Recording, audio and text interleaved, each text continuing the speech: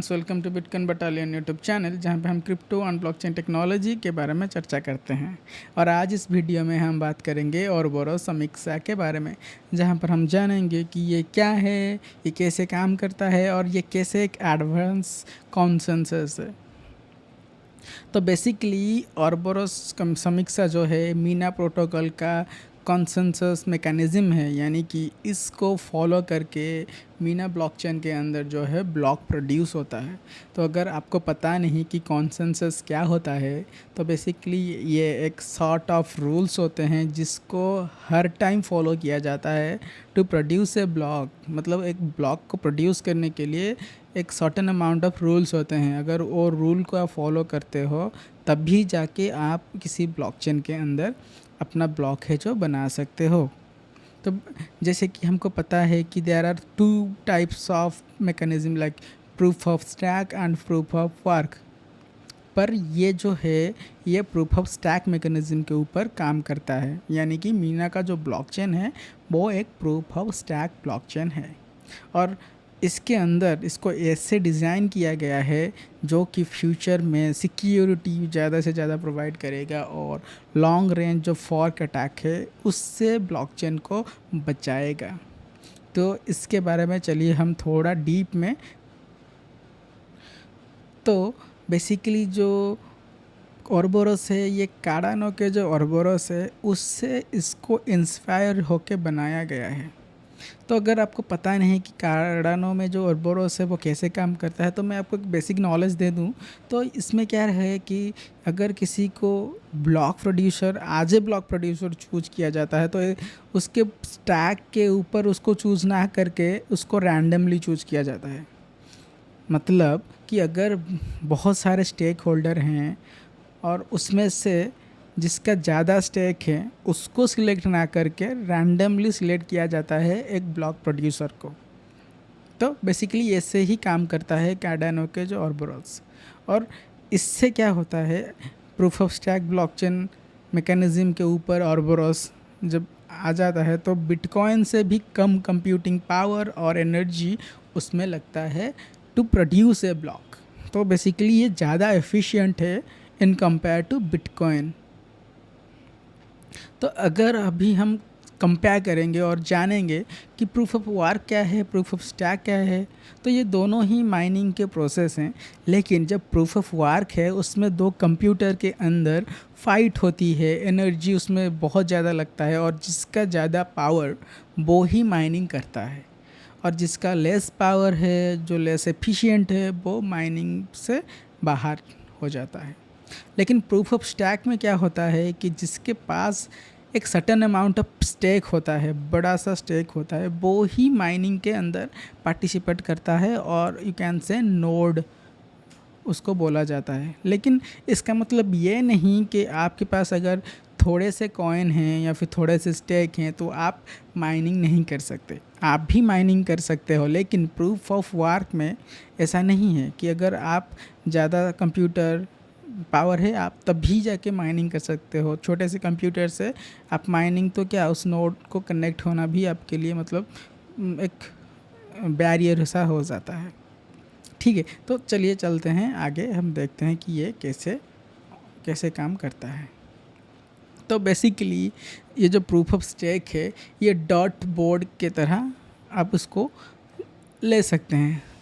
For example, अगर कोई भी स्टेक होल्डर है मीना के और वो माइनिंग में पार्टिसिपेट करता है या फिर ब्लॉक प्रोड्यूसिंग में पार्टिसिपेट करता है, तो उसको एक पाई चार्ट बना लो कि मेरे पास 10% है, मेरे पास 20% स्टेक है जितने टोटल स्टेकिंग का, और फिर 50% है या फिर 10%, 5%। तो ऐसा एक बोर्ड रहता है जिसमें स्टेक होल्डर्स रहते हैं, इमेजिन करके चलो।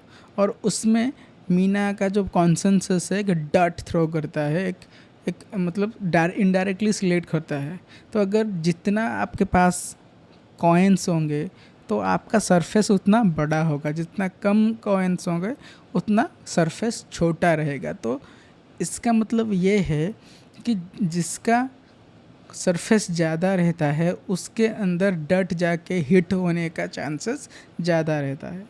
तो इसके वजह से आप सिलेक्ट हो जाते हो फॉर ब्लॉक प्रोड्यूसिंग। तो इसका मतलब ये नहीं कि अगर आप ही सिलेक्ट हुए हो तो आप बनाओगे एक ब्लॉक को, नहीं, मल्टीपल ब्लॉक प्रोड्यूसर्स भी सिलेक्ट होते हैं, और जब मल्टीपल ब्लॉक प्रोड्यूसर्स सिलेक्ट होते हैं वो मिल के ब्लॉक को बनाते हैं। बट बेसिकली इस तरह से उसके अंदर जो मैकेनिज़्म है वो काम करता है, वो इनडायरेक्टली और you can say randomly select करता है कोई भी ब्लॉक प्रोड्यूसर को। और जब कोई ब्लॉक प्रोड्यूसर सिलेक्ट हो जाता है तो वो हिडन रहता है, उसका नाम जो है अनाउंस नहीं होता। क्यों नहीं होता? वो उसका सिक्योरिटी रीज़न है, वो मैं आपको बताऊंगा बाद में। तो जब आप पार्टिसिपेट करते हो मीना के स्टैकिंग के अंदर, तो इसका मतलब ये नहीं कि आपको एक बड़ा सा अमाउंट चाहिए आप नोड में पार्टिसिपेट करने के लिए, नहीं, आप मिनिमम स्टैकिंग को भी यूज करके मीना के अंदर माइनिंग के जो बड़े बड़े नोड हैं उनको आप डेलीगेट कर सकते हो। और जब वो प्रोड्यूसर या फिर उसको बोल सकते हो बड़ा जो नोड माइनर है, वो अगर सिलेक्ट होता है और ब्लॉक प्रोड्यूस करता है और आप अगर उसके अंदर अपने कॉइन को डेलीगेट किया हुआ है तो आप भी कुछ ना कुछ हिस्सा पाओगे एज ए रिवॉर्ड। और जब आप उसमें डेलीगेट करते हो कुछ कॉइन आपके, तो ऐसा नहीं कि आप डेलीगेट कर दिए कल से शुरू, नहीं, आपको मिनिमम 2 इपॉक को वेट करना पड़ेगा आपके डेलीगेशन को सक्सेसफुली रन करने में। तो इपॉक बेसिकली ये है एक टाइम पीरियड है जिसके अंदर ब्लॉक प्रोड्यूसर्स जो है सिलेक्ट होते हैं और ब्लॉक्स जो है बनते हैं एक टाइम पीरियड। और मीना का जो इपॉक है वो 15 डेज़ तक चलता है।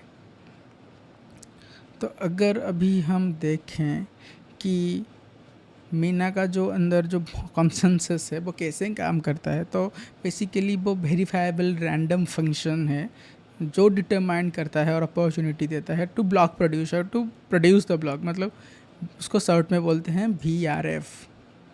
तो यही एक टेक्नोलॉजी है जिसको मीना यूज़ करती है to select random block producer and multiple block producers at a single time to produce a single block। तो जब अब देखोगे मीना के अंदर कैसे काम करते हैं जो ऑर्बरोस, तो वो सिक्योरिटी को इम्प्रूव करने के लिए जब मल्टीपल ब्लॉक्स प्रोड्यूस होता है या फिर मल्टीपल ब्लॉक प्रोड्यूसर जो सिलेक्ट होते हैं एक ब्लॉक को प्रोड्यूस करने के लिए, वो हिडन रहते हैं, उनका नाम अनाउंस नहीं किया जाता और उनका की जो है पब्लिक की वो अनाउंस नहीं किया जाता। तो इससे क्या होता है कि जो DOS अटैक्स हैं वो नहीं जान पाते हैं कि कौन है ब्लॉक प्रोड्यूसर, तो वो अटैक होना जो उसका जो पॉसिबिलिटीज़ है वो ज़ीरो हो जाती है। और एक शॉर्ट टर्म में एक फॉग छोटा सा होता है जो बाद में जाके इनवैलिड होकर रिप्लेस हो जाता है और जो लॉन्ग चेन है वो बरकरार रहता है। तो this is how Meena maintain the security. अगर आप देखोगे कि क्या डिफरेंस है कार्डानो और मीना के ऑर्बरोस के अंदर, तो बेसिकली ये है कि मीना का जो ब्लॉकचेन है वो छोटा है लेकिन कार्डानो के जो ब्लॉकचेन है वो बड़े हैं। तो जब कुछ वेरीफाई करना रहता है तो कार्डानो को बहुत टाइम लग जाता है उस ब्लॉक को फुल्ली वेरीफाई करने के लिए, लेकिन मीना में वो नहीं रहता। मीना का इजीली वो क्विकली वेरीफाई हो जाता है और उसमें जो सिलेक्शंस रहते हैं कि लॉन्ग चेन जो है उसको ही सिर्फ सिलेक्ट किया जाए, स्ट्रॉन्ग चेन आप आज कंसिडर किया जाता है स्ट्रॉन्ग चेन, लेकिन इसमें वो हर दफ़ा उसको वेरीफाई करके डेंसिटी से माना जाता है कि ये this is the actual blocks और जो एक्चुअल चेन है। तो ये सब डिफरेंस रहता है कार्डानो के ऑर्बरोस और मीना की ऑर्बरोस समीक्षा में।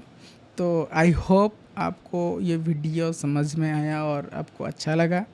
तो अगर आपको ये वीडियो अच्छा लगा तो आप इसको शेयर कीजिए, इसको लाइक कीजिए एंड कमेंट भी कीजिए अगर आपको कुछ डाउट है। और इस तरह से और भी वीडियो देखने के लिए इस चैनल को सब्सक्राइब कीजिए। तो चलिए मिलते हैं दूसरे वीडियो में।